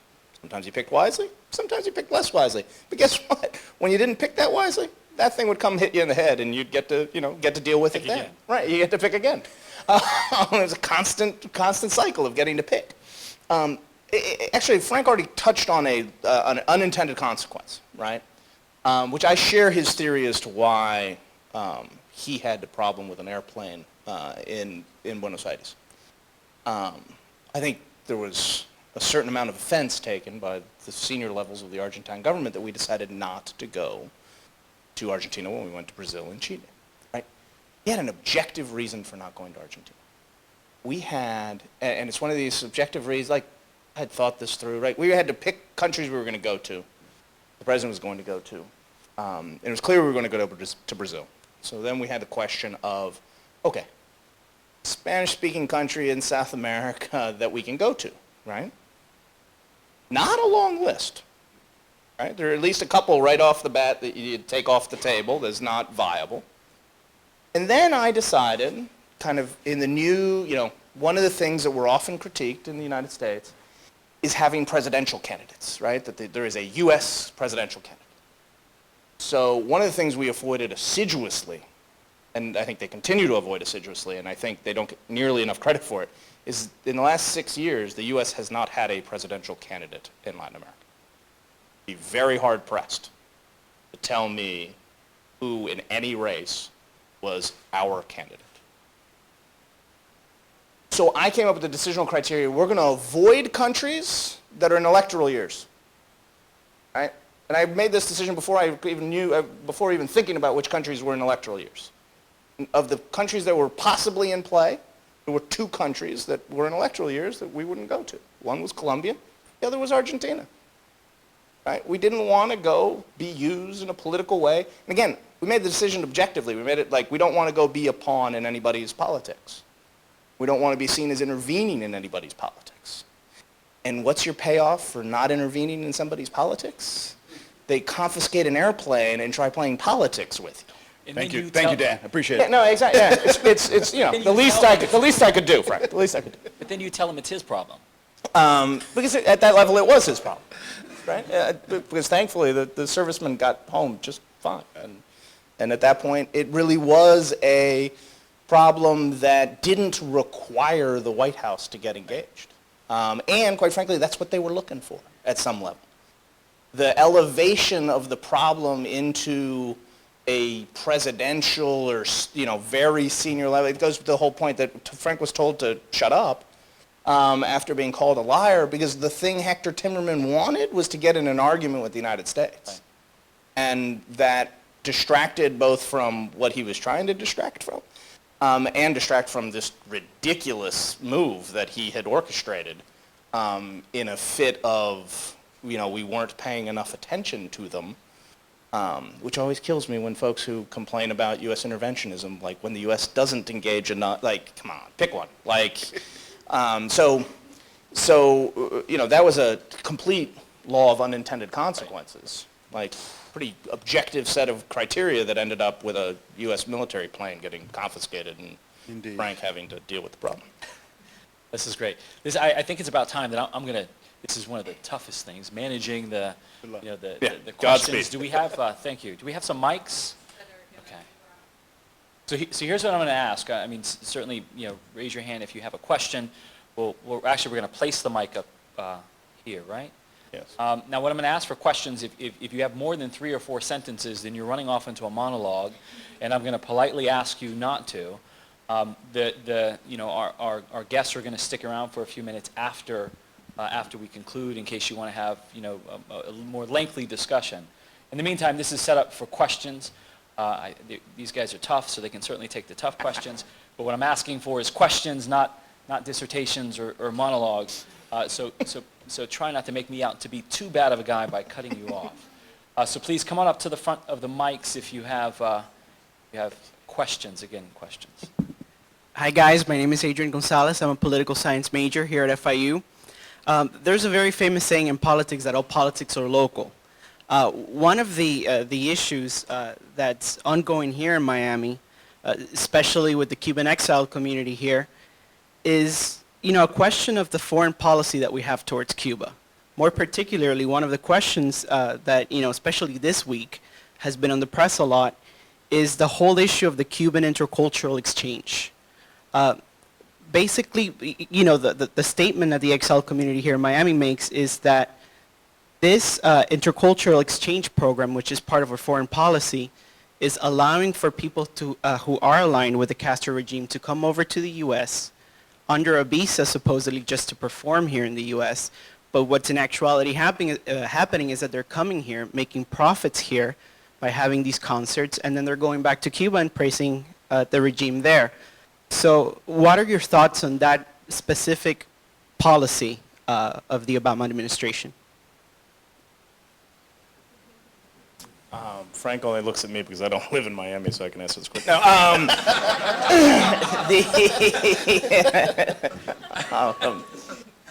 a couple of kind of broader thoughts, and then I'll get to the very specific question. I mean, the basic tenet of the president's approach to Cuba has been to extend his hand to the Cuban people and to support the Cuban people, right? And the basic way, the most effective means that we did that, and one of the things I'm proudest to have participated in, was changing what were draconian and nonsensical, as far as I'm concerned, limitations on family travel and remittances to the island, right? And one of the critiques of the remittances, right, when we changed the remittance, and we heard this critique quite regularly because candidate Obama had promised this, so there was a lengthy period of time for people to comment in public, particularly here in South Florida, on the idea before we did it, was that we were going to enrich the regime, right? That this money was going to end up in the hands of the Castro regime. And undoubtedly, that is in part true, but it misses the point. The point behind allowing this kind of free flow was it also gave people some independence from the state. It put money in their pocket that didn't come from the state. Yes, some percentage of that money was going to end up with the state. And I think you've seen some of the consequences of kind of the economic activity that exists on the island that has proven to be beneficial. And the same with Cuban-American travel. I think it also has affected the politics here in South Florida and the political conversation in South Florida, as evidenced by the fact, and I am not going to get into this argument, but President Obama did really well among Cuban-American voters. I'll leave it at that. Whether he won them or not is for political scientists and folks who like to dive into numbers to have fun with. But we did better than any Democrats ever done in South Florida among Cuban-American voters. So there is a growing sense, I think, within the community of the importance of that interconnectivity. That interconnectivity is not necessarily an unadulterated good. There will be kind of the law of unintended consequences, the fact that if we are going to be an open society in the United States and we're going to model the behavior of an open society, then having people come, perform, make some money and take it back and be supportive of the regime is part of the price you pay for operating in an open environment and one that is welcoming of a multitude of views, even those who are really wrong about the state of affairs in Cuba today. So, I haven't, thankfully, had to spend a lot of time on the day-to-day of the current controversy, but I think in that frame, I think it is consistent with what they've been up to, and it is consistent with this notion that at the end of the day, what the U.S. should be doing its level best to do is support as much space, be it democratic or economic space, for the Cuban people, so that ultimately they get to the point that everybody in the region, everybody in the world deserves, which is deciding their own future. They don't have that ability right now. It's been kept from them for entirely too long. The ability of the United States to affect that from the outside is limited, right? Is very limited. And we've certainly not probably used the most effective toolbox over the course of the last 50 years if that's in fact our desired end state. And you've heard the president talk about the need to be more creative. But, you know, politics sometimes get in the way of that.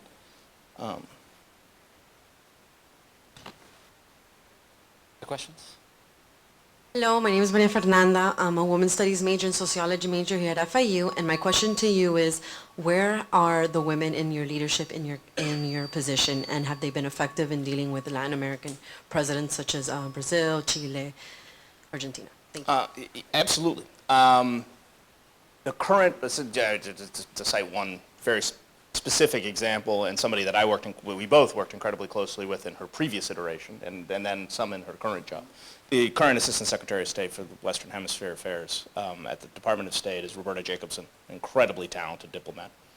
The most effective tool in the toolbox during the first administration in the Americas was the Secretary of State. She had an enormous interest in the region, an understanding of the region, historical ties to the region, and spent a lot of time. I had the privilege of traveling with her virtually every time she went to Latin America in her term as Secretary of State. So there's, in terms of U.S. government engagement with the region, I think the very capable women that we have in government at all levels of government have been an important piece of the puzzle. We have a number of very capable ambassadors right now in the region, in Brazil, for example. Liliana Yaldes, who showed up, who had the great misfortune of showing up. Her first day as United States ambassador to Brazil was a Monday.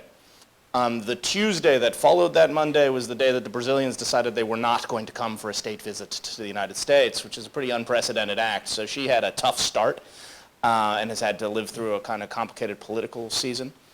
The notion of the number of women leaders in Latin America itself has, I think, has been an incredibly positive effect in terms of the kind of this narrative, but the manifestation of a narrative of real inclusion. Right? You have women rising to the highest political offices in their country in a number of occasions solely on their own merit, and by that I mean not having been married to a former president, which is a loaded statement. And that is important. And I think one of the interesting things about President Obama's presidency, I made some allusion to this earlier, how it's hard to rail against empire when the emperor looks and sounds like Barack Obama. Part of the power of the initial election of Barack Obama vis-a-vis the region, and he was and is wildly popular in the Americas, because it was this affirmation of inclusion. It was affirmation of what's truly great about our country. And that resonated in a way, and I think continues to resonate in a way, and you see it, again, its own manifestation of female leaders in these countries, that these are more inclusive democracies than they've ever been before. They're imperfect, like our own, and not sufficiently inclusive, but we're getting there, and women play a huge role diplomatically for the United States, and the notion of inclusion is a big piece of the puzzle.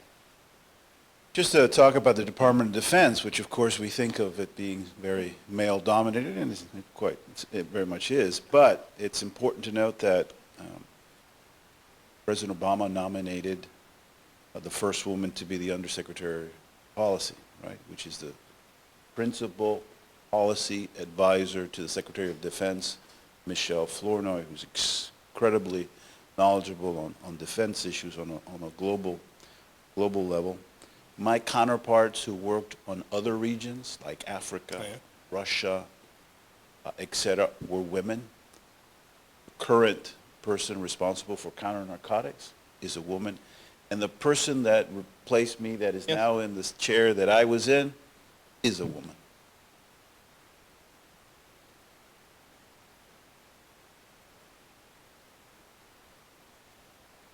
Hi, how are you? My name is Carlos Telegafico. I just have a quick question about Latin America. Has it been brought to the table the issue of the constant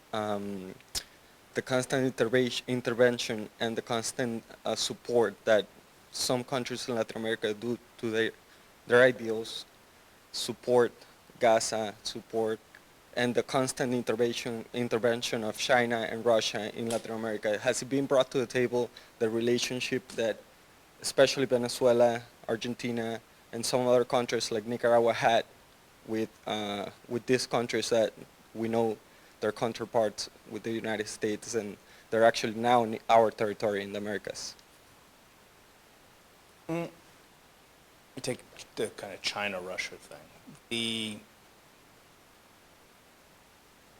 It is a good thing that the countries of the Americas, this is a generalized statement, it's a good thing that countries in the Americas are much more globalized than they've ever been, right?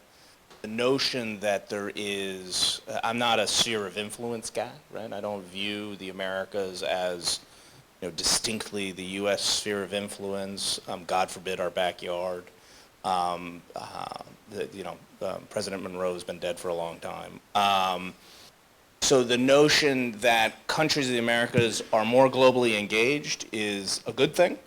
The countries that are engaged in the region are engaged in the region for a whole set of reasons, some positive, some less positive.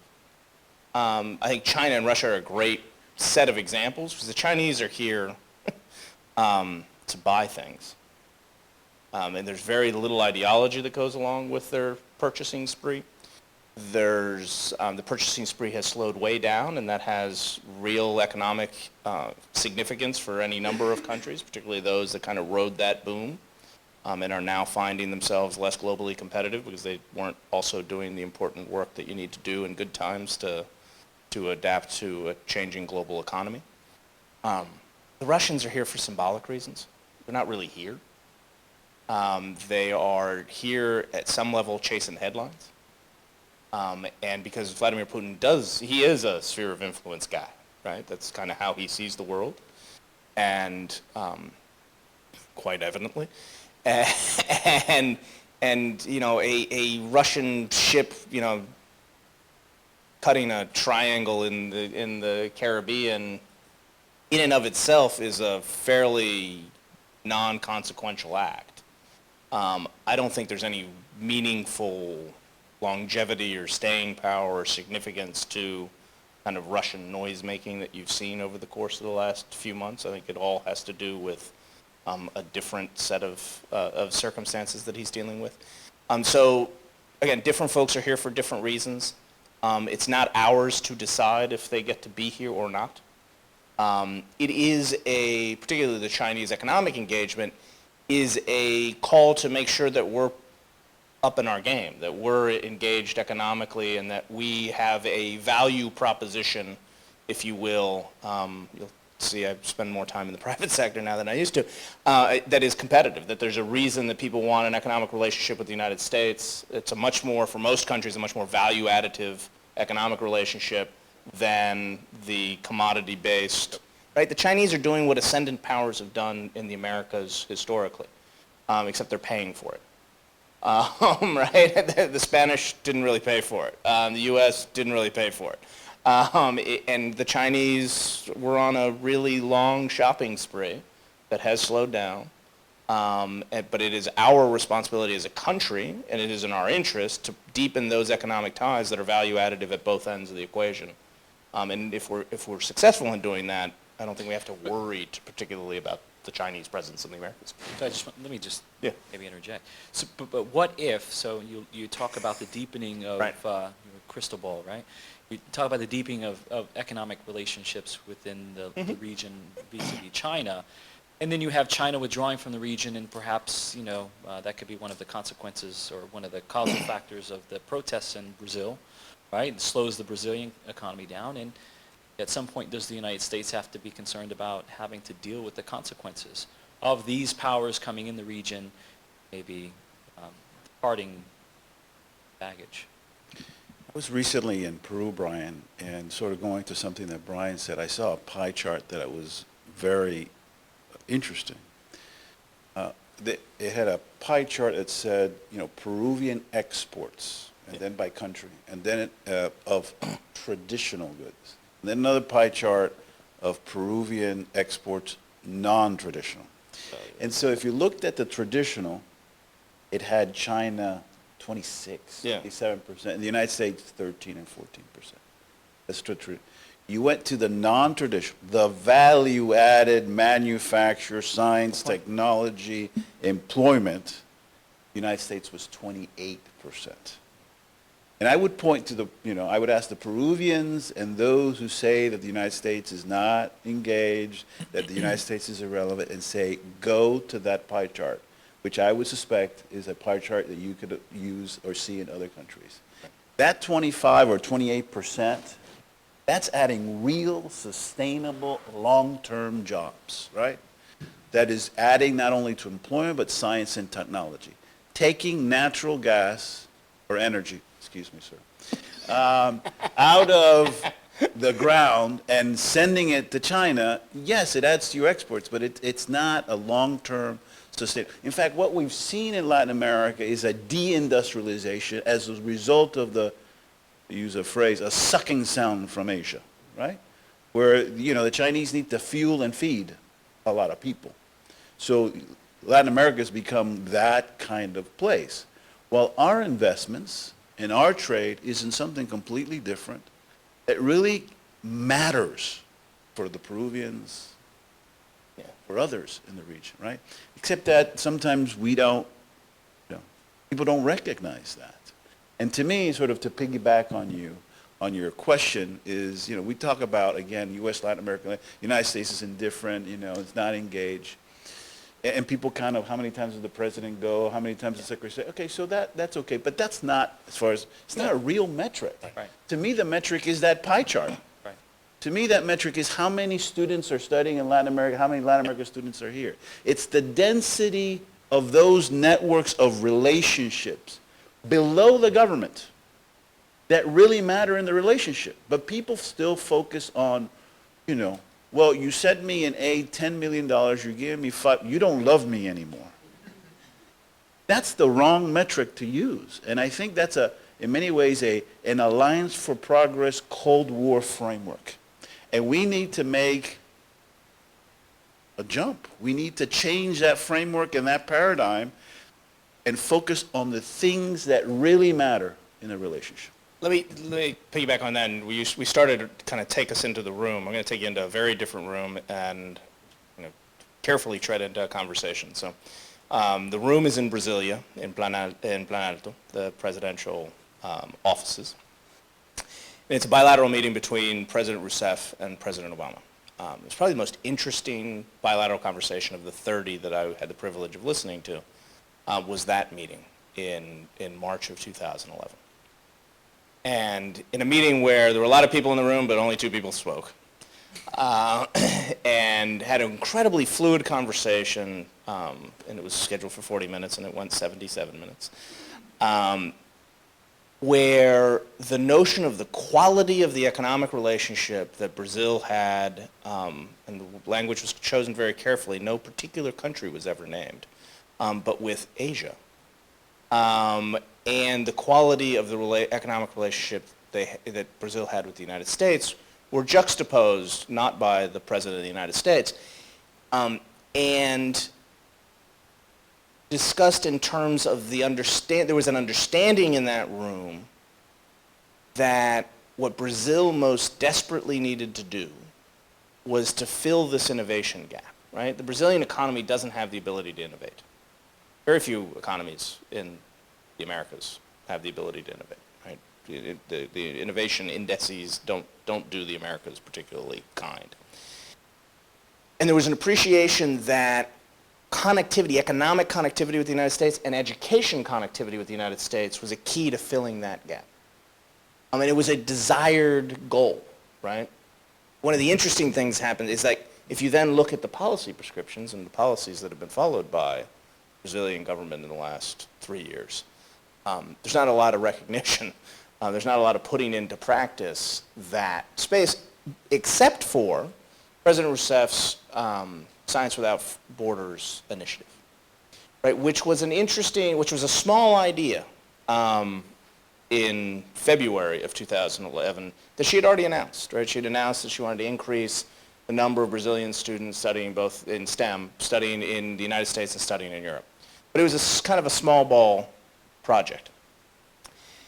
The president, in his conversation with President Rousseff, highlighted or kind of let her know that in Santiago, when a few days later, after flying over Argentina, he was going to give a speech in which he was going to announce an initiative called 100,000 Strong in the Americas. The purpose of which was to double the number of U.S. students studying in Latin America and Latin American students studying in the United States in the course of a decade, so it would be 100,000 in each direction, hence the name. 2 days later, Science Without Borders became an initiative to send 100,000 Brazilians overseas to study in STEM, right? That's not a coincidence.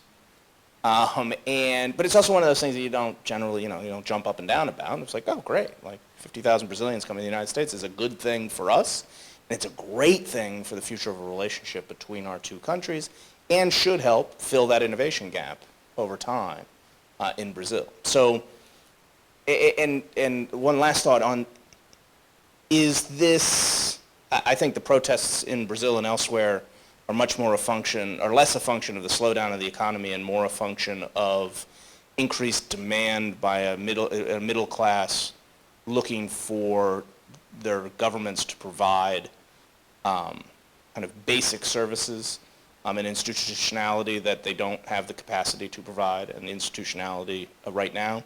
And that goes back to the department of a problem, not our problem.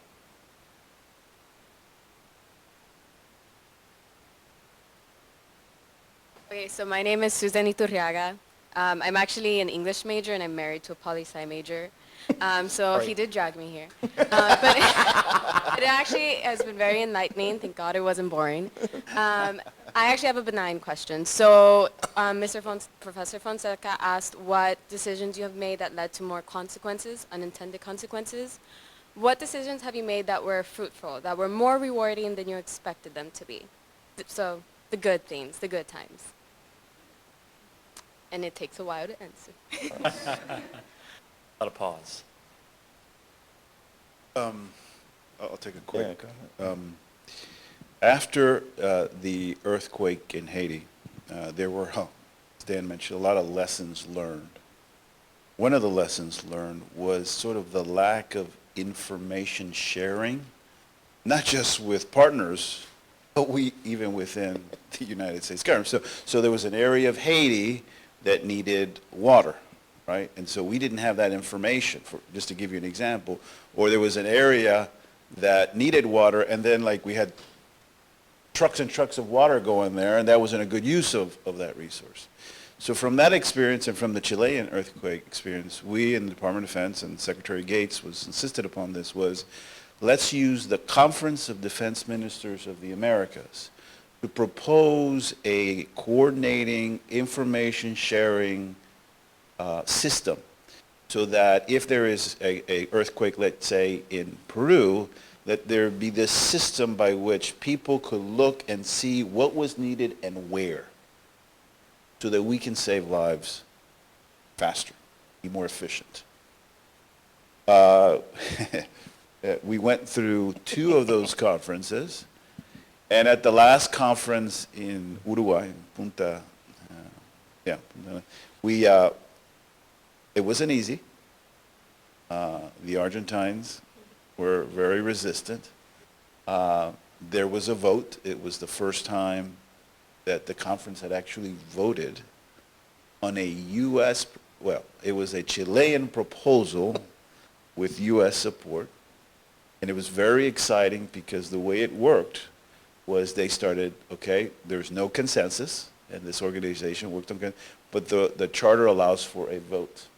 And so you start vote. So first one, Antigua and Barbuda, and you go one by one, and you hear the vote, right? And at the end of the Suriname voted in favor of the proposal, and it passed. That was very exciting, but we made a mistake. The mistake was that we cheered. That is to say that countries that were opposed to the proposal that had just passed had lost. And here are a bunch of gringos jumping up and down. The optics of that Good move, Frank, good move. was not good. But it had been a 2-year process. There was a lot of pain and suffering in that process. And we won. So the natural reaction was to jump and cheer. I had our ambassador to Uruguay just jumping on me and hitting me, and it's like, you could visualize Yeah, it. again, it's not a pretty sight. So that was my story. Mine goes back to something that I had mentioned earlier, is this notion of us not having candidates in the Americas. So I had the following problem present itself to me, that 2012 was going to be a year in which Mexico got to host the G20. Normally the G20 is held in November or December.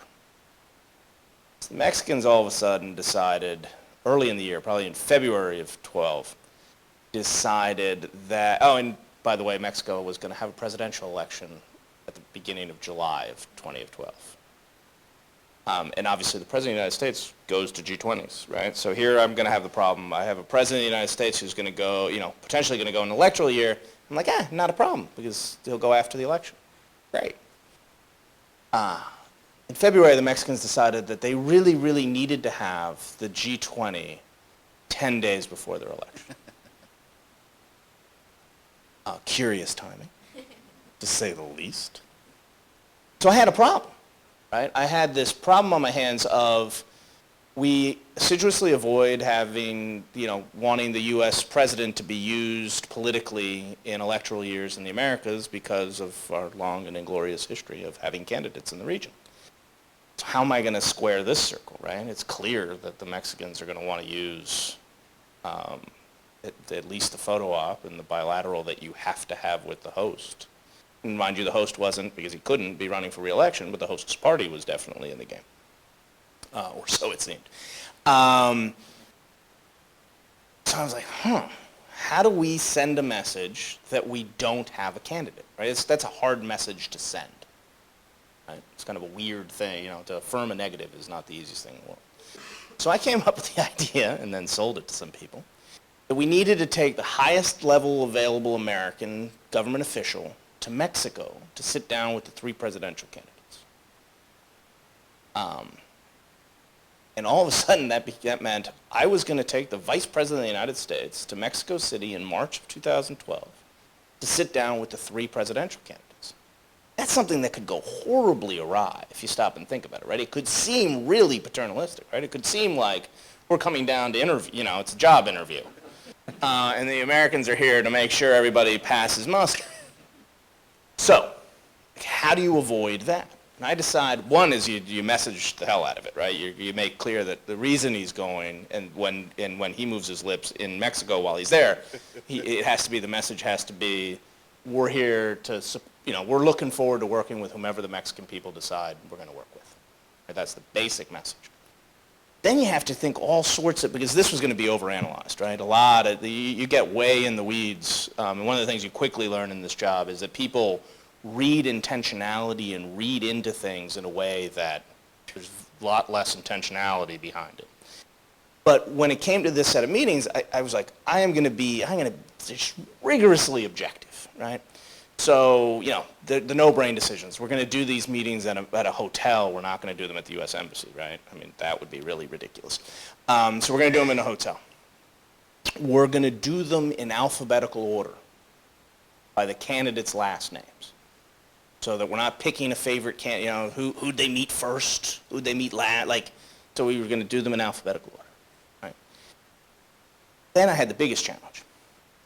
I was making sure that all the meetings were the same length. Right? Vice President of the United States, in case you haven't noticed, it can be a loquacious guy, right? And he's been doing this for a long time. He was elected to the United States Senate when I was 2. So he'd been doing this for a considerable period of time, and I assiduously worked on the plane on the way down, and in our pre-meeting with him, that we've got to come up with a system, sir, where I can tell you the meeting's got to end. Right? And I'm going to literally run a stopwatch during the meetings from the moment the press pool leaves to the moment the doors reopen. We've got to nail that. You know, he got it. One of the proudest things I did in my job was those 3 meetings, the difference between them in length of time was less than a minute. Right? But then, again, attention to detail, unintended consequences. We're sitting at the pre-brief, the meeting with the vice president beforehand. He walks in, and I have thought of everything, right? I am like making sure I've got every, like, there's going to be no hidden message. There's going to be no ability to, like, deconstruct this meeting, alphabetical order, same amount of time, neutral site. And the Vice President of the United States walks in the brightest red tie you can imagine, right? And red being the color of the pre. And so and thankfully it dawned upon me while we were talking to him, and I was kind of reiterating that we need to make sure these meetings last the same amount of time. I was like, and he's ready to go. I'm like, one last thing, sir. Like, what's that? And I'm like, you need to change your tie. And he looks at me, he calls me Danny. He goes, Danny, what? And I'm like, sir, you know, we've been going through this, we're trying to make this so nobody, and you happen to be wearing one of the party colors. And like, that's just not viable. He looks at me, he goes, really? I'm like, yes, really. And so he starts like, and you know, in my luck, he's somewhat snarky, because he can be that way. Takes one to know one. He's like, well, you know, okay, I'll put a yellow tie on. I'm like, you can't wear a yellow tie. That's one of the other 3 colors. And he's like, blue. Blue's fine. I'm like, light, yeah. It's like, actually, no. He's like, all right, come back to my room and pick my tie. So I traipse with the Vice President of the United States back to where his tie collection is. And I get to pick the color tie he's going to wear to the meeting. And I picked a black and white kind of polka dotted tie. You could read nothing into the tie choice. But the interesting thing is it worked, right?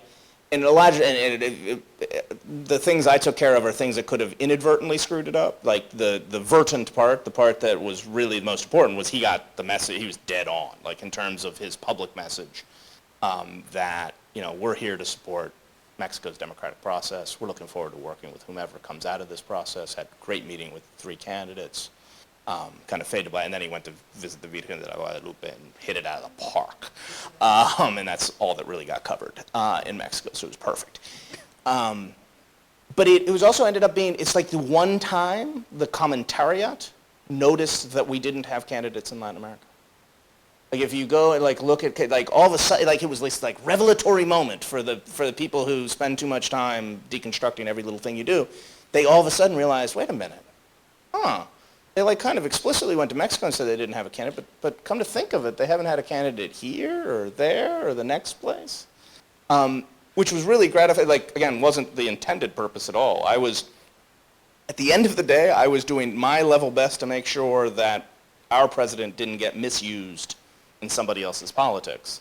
But we ended up managing to kind of make an affirmative statement that there was a new approach that the U.S. had in the region of not picking candidates. And I got to tell the Vice President of the United States it's time had to go. And as you notice, he no longer wears a tie. Right, exactly. Yeah, as I like to say, my boss doesn't like ties, so I think we have time for one more question. Sir. Good evening, gentlemen. Douglas Barnes, formerly with the State Department and worked a number of years in Latin America.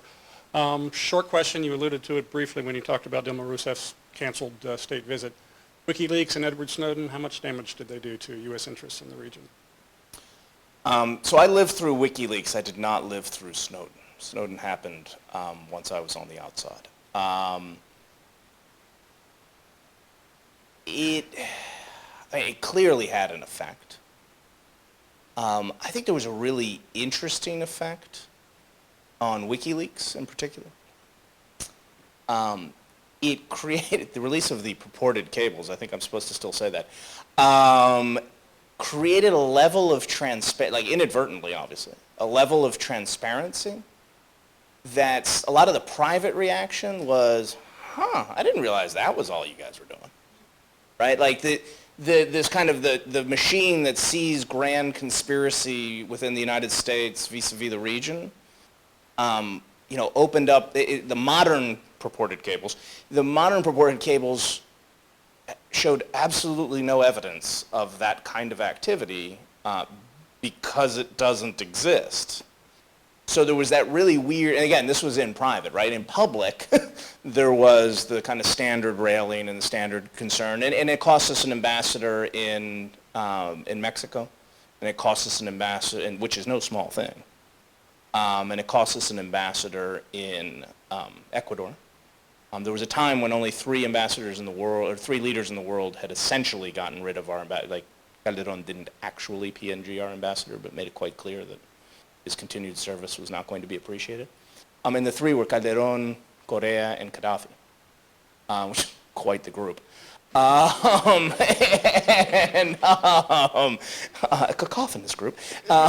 So it certainly had an effect. It kind of fed the beast, although there was nothing specific that could be pointed to in the kind of grand conspiracy machine. Snowden clearly, again, as an outside observer, Snowden clearly riled the Brazilians. And I think one of the most interesting things from an analytical standpoint is if you compare and contrast the reaction of Brazil and Mexico. Because what gets lost is the very same news article that alleged that the United States was spying on Dilma Rousseff, alleged that the United States had spied on President-elect Peña Nieto. The very same news article, right? And the Mexican Foreign Ministry put out a statement. They expressed their concern and said they'd deal with this through formal diplomatic channels.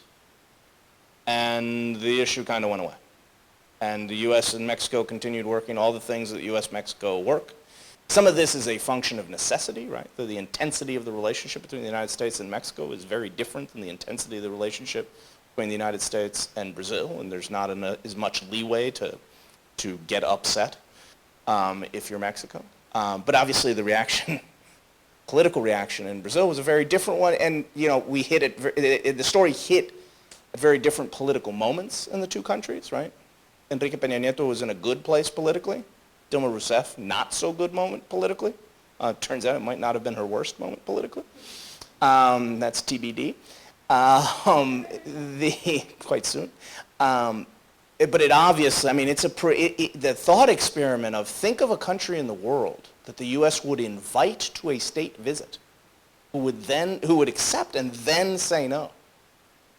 It's really hard to think of anybody else because the list of people you'd invite in the first place isn't particularly long. And then to decide that you're not going to come underscores the harm that was done. And I think it's still extant in the relationship. I mean, the relationship I think it has been affected at a practical level in the ability to work on a whole host of issues because that sends a pretty powerful signal to the Brazilian government that cooperation and participation with the U.S. is not a good thing right now. So I think it's had a hit in that, I think an undoubted hit in that regard. Do you want to? That's good. Good. So I think we do have time. You want to take one more? So let's take one more. Is there one more out there? Or did they answer everything? All right, Sebastian. We you got answer one. everything. Hi, my name is Sebastian. My question is, you mentioned structural challenges in South America and in Central America. So what are some of the structural challenges in the United States that we have, including the elites? And do you feel any pressure from United States citizens that have families in Central America? So how do you approach or cope with the structural challenges inside and then pressure coming from nationals that have families in violent countries? Yeah. See how Frank defers to me on the hard questions? I'm just making sure everybody else had noticed that. I think this is payback about the plane in Buenos Aires. I think a couple of things. I mean, there are profound structural challenges in the United States, right? Our politics are broken. And we love to speak of democratic governance challenges elsewhere in the Americas. We have a huge democratic governance challenge in the United States. And the most consequential thing the United States could do vis-a-vis the rest of the Americas is reform a fundamentally broken immigration system.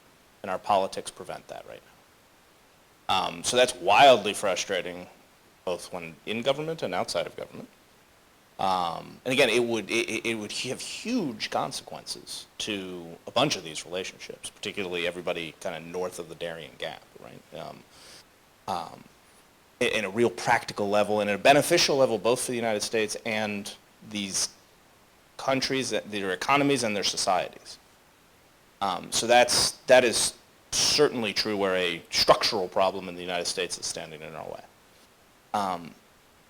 One thing that, because the confluence of what's happening in kind of the push factors in Northern Central America with the immigration debate in the United States,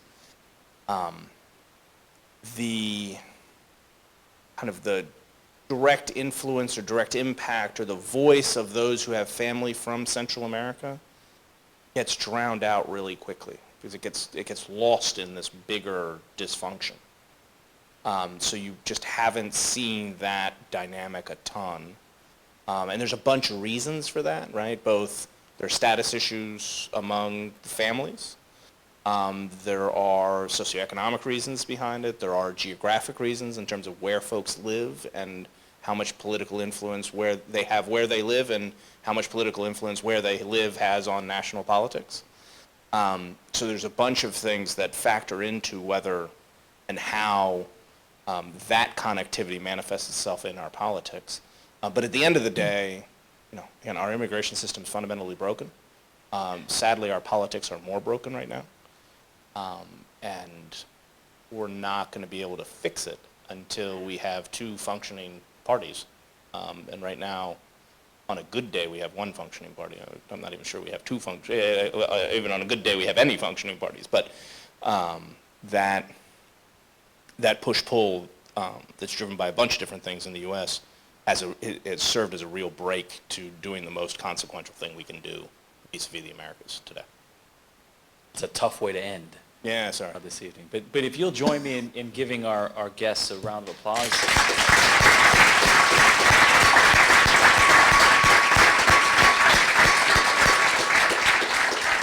And thank you, Brian. Yeah, absolutely. No.